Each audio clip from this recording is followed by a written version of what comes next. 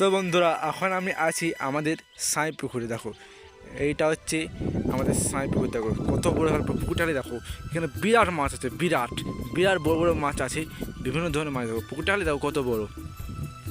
আর এই পুকুরটা আছে আমাদের মানে মাঠ বরাবর। এই মাঠ দেখতে পাচ্ছ, মাঠ, সে মাঠ বরাবর মাঝখানে এই সাঁই পুকুরটা আছে।